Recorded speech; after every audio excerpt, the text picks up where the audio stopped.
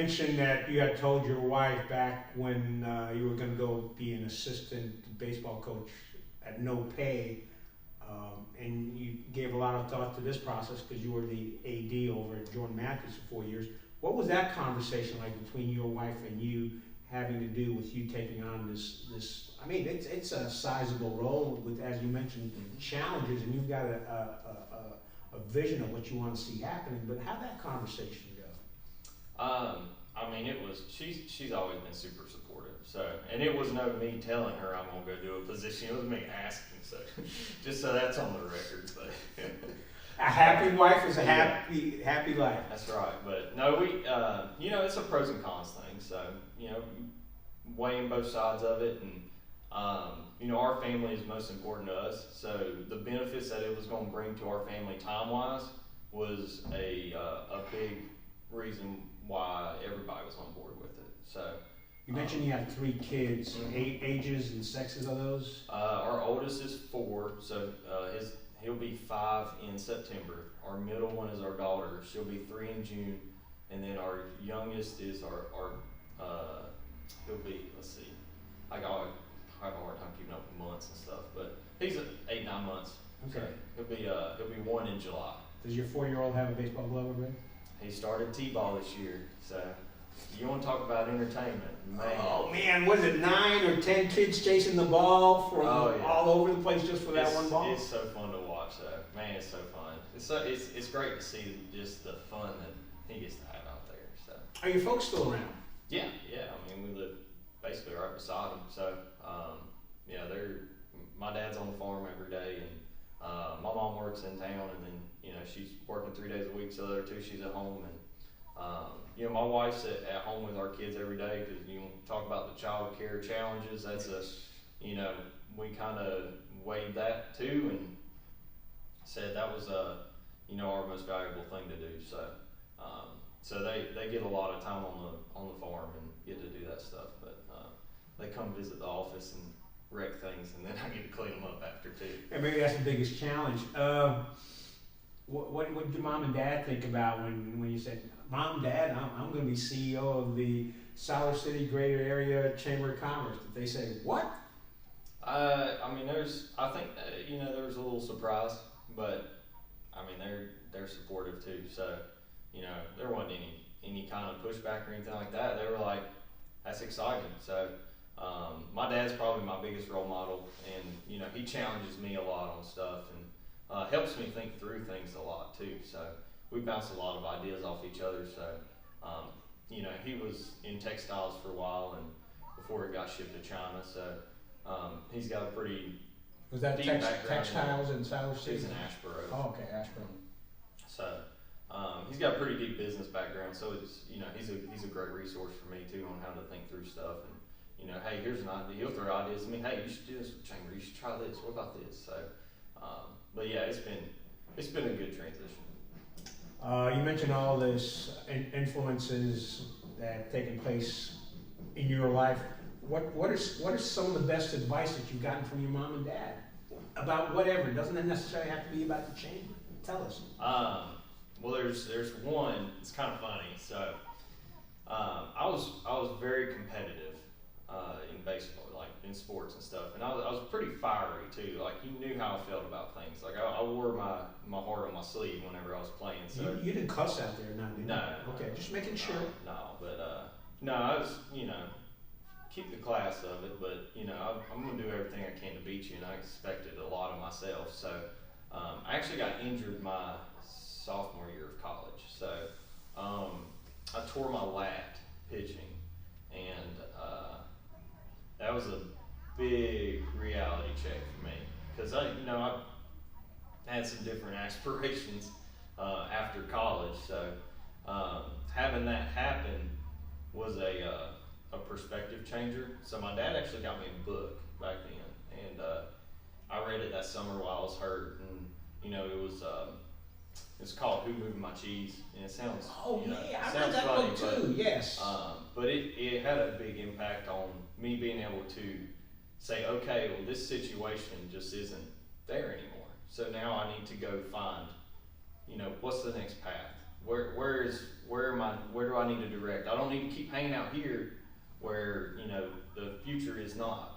So, you know, it's kind of funny. I got back to school that year, and one of my best friends, he was like, "Dude, what happened to you? Like, you don't get mad anymore. You're not as fiery. He's like, you're way too calm." Like, I'm like, I don't know, man. So, but that was probably, you know, it wasn't really a piece of advice, but it was something that had a big shaping on, you know, my perspective and how I approach things. And he's always pushed us on two sayings he has: is improvise and overcome, and then make it happen. So, you know, it's those two pieces of, you know, you got to make it happen. You can't wait on somebody else to do it. And then when you're met with a challenge, figure out a way to overcome it and solve your problems. Yeah, I was going to say, I'm a believer in the Scrum method, and I think you made reference to, hey, let's just go ahead and do it. It may not work out quite the way you want it to, but it sounds like you're saying, you know what, it's worth a try to see if it's going to work for us. And you made adjustments to your Wake Up Wednesday routine in Siler City compared to what's going on here. Haven't you? There's been slight changes? A little bit, not too much. It's pretty similar, but yeah, I mean, I'm more on the mindset of let's get started with something, and you know, we'll see what comes up, and we can adjust, and you always can change. Like, nobody says you have to be ingrained in one thing or another. Like, you know, the only constant is change. So we have to be aware of it, but you need to have your eyes set on what is changing. You know, how is it reacting? Have a good barometer on what's going on. So, you know, even with our chamber, in a year, we're not holding fast to, hey, this is the way we're going to do it. I mean, we're constantly trying to adapt and improve and change and make it the best thing for our members and, you know, our community in Western Chatham.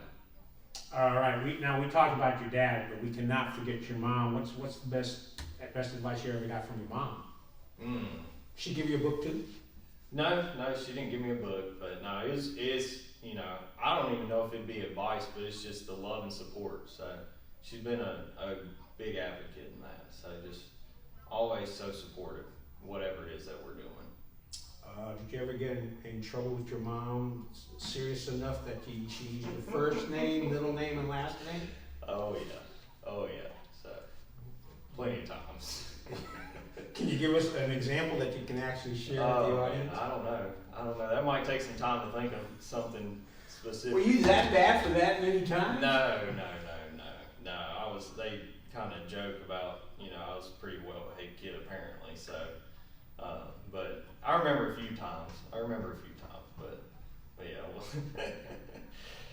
Let's talk about a little bit about yourself, your experience with the farm. You've been. When did you? I know you said your dad's helping out on the farm, but when did you kind of take over the full operation? And you mentioned being an AD. I mean, that's a time-consuming job, and then you got the farm, and it sounds like you now have a better life-work balance because you're doing the CEO position. You got the farm, and then you got the kids and family. So yeah. Tell us how you balance that all out, and how's that been working out for you?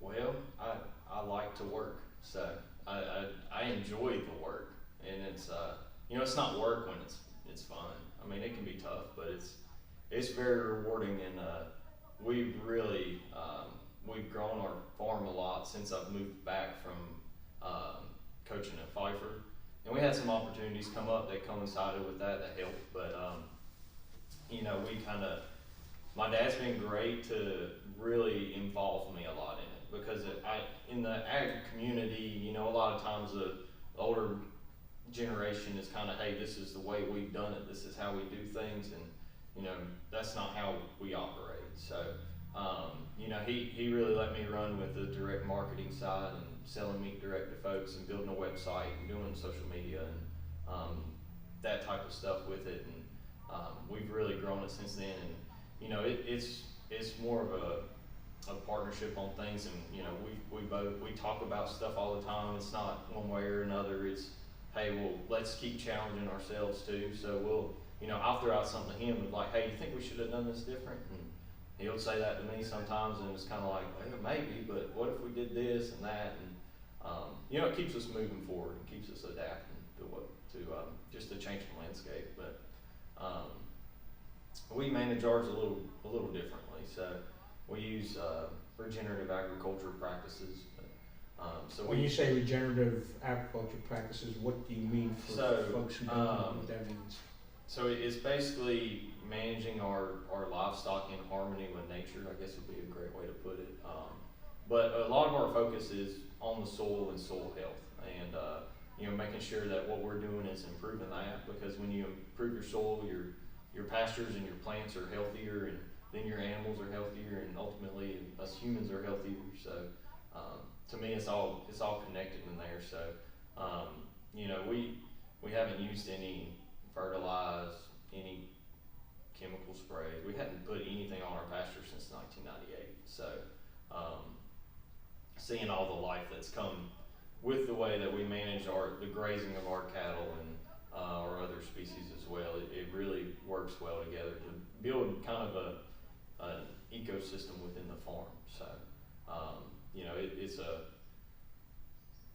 it's a little different from your conventional thought processes, but to me it really works, and it's been very freeing for us too, because like I said earlier about giving freedom to farms, is that we have a lot of freedom in what we do with our farm, and we have a lot of resilience in our farm. So like last fall when we had the drought, because of the way we manage our pastures, were in very good shape, and our cows had plenty of grass and forage for them, and we didn't really feel the effects till February, and the effects we felt were short-lived. So it builds a lot of resilience in that, but then it also we control more of the decisions on our farm and the money that comes from it. So and then we're just we're working to kind of reinvest back into that and develop that business as well. So that's I guess I'm a little different, like as technically a small business owner in the county as well. Is you kind of see two sides of it. My uncle, who farmed in Pimlico County, used to like to get in a tractor. It was air conditioned, and also had a GPS that helped them along. What's your favorite farm chore? Well, we move our cows every day to a new, what we call a paddock in the pasture. So we give them a limited amount of space in the pasture for about 24 hours, and then we use polywire on reels, and we'll pull it across the pasture and use step-in posts and create our next paddock, and then we'll move the cows into that paddock. And then we repeat that over and over just throughout the year. And seeing that and just watching when they move and they get in the fresh paddock and just listening to them eat is really peaceful and very calming. So You got 3 kids. Kids can drive you crazy. I also have 3 kids, but they always do something that, no matter how aggravating it is, they seem to put a smile on your face every day. What are some of the biggest smiles your kids have put on your face? Oh man, it's there's a lot. So I love watching them learn and explore and be creative. We kick them outside and we take them outside, and they're outside for hours and hours these days. Basically, they can stay out there till the lights. Well, they're not quite old enough. So okay. One of us is with them, but it's we push them that direction to go explore and go build something and go do something, go create something. It's and just the natural sunlight and air. It's all very good for them, and to watch them solve their problems that come up, and they watch their little minds work. It's very, very rewarding in that sense. So. All right, I think it's about time for us to wrap up. So I'm going to ask this question. June 2023, you come on board. June 2024 is a few months away. If you were to do a end of year report as to what the chamber has accomplished, what would that report include for June 2024? And I know we got a couple more months going, but you've got at least a whole bunch of months under your belt. Mm-hmm. So we've in the last year, we've built a lot of relationships. So we've built relationships within the business community, within our, governing bodies, that type of stuff. So that, we've made some progress there, and we're continuing to work in that scene. We've built connections within businesses with the Wake Up With the Chamber that we've started. We've done some other small events. So That's been very successful. We did job and career fairs at Jordan Matthews and Chatham Central, and tomorrow we have one at Northwood. So those were extremely successful, and that was very, very cool to see our businesses get to interact with our high school students. And we heard so many good things about that. So, you know, that's been a big one for us. And then, you know, the ag side, we've done the summit. We're continuing to build that and build the education resources. So, you know, I think we've had a pretty significant impact in a short amount of time, and we're going to keep pushing and growing it. Actually, I do have one more question because you brought up the subject, career fair. I think a lot of folks now are reevaluating whether it's worth going to a four-year college. I think Winspeed had made a presentation to the school board about their programs to bring kids in after high school, get them the proper education they need at a community college level. What are you seeing as the career opportunities and the post-high school opportunities out there for kids here in Chatham County? There's a lot of pathways for kids. So getting just the knowledge base there of what opportunities are there for them, I think is number one, and then kind of letting the kids explore it and make their decisions. Not really swaying them one way or another, but you know, listen to the kids. You know, what do they even want to go to college? Do they not? Then you know, how do we help them create a successful life after school is done? So whatever pathway that is, what do they have a passion for? You know, let's find their passion and then teach them how to make a living at it. So, you know, it's really cool to see all the different opportunities that are there, though, and the ones that are coming, especially with like Wolfspeed and the other industries that are going to come as well. So, you know, there's a ton of opportunity. There's CCCC is doing a great job building some of those training pathways, and they're an extremely valuable resource for our community. So, yeah, they seem to be coordinating closely with the businesses in the area and lining up the educational programs and courses that they do a wonderful job, and they're very connected within the community, and they've got a good pulse of what's going on. So, you know, I don't know if I can say enough good things about, you know, what they can provide to our students down there. So, you know, overall, because part of it is like, I look at when my kids are going to be at that age, you know, I want them to have opportunities too. So, you know, seeing that being closer to home is very exciting, though. Very exciting.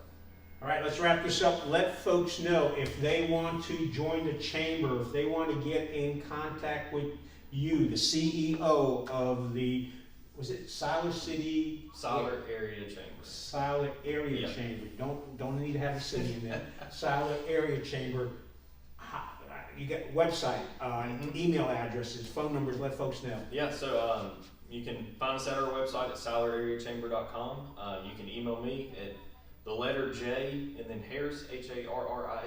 Is there a period in there? Is it just silerareachamber.com? all together? All together. So J Harris at silerareachamber.com, and then you know, we can get you communicated from there. So get in touch with us one way or another, and we'll come visit, sit down with you, and learn what you do and what you need. So. Yeah, and the first Wednesday is not that far away because they had the Wake Up Wednesday here today, and you will have your Wake Up Wednesday the first Wednesday of next month. Yep. May 1st. May 1st. There you go. Good way to start off the month. There you go. Thank you very much. Yes, sir. Folks, the CEO here, Mr. Harris, he'll take care of you, and hope you enjoy the interview, and hope we got a lot of information out there for you. Thank you very much. Thank you, Gene.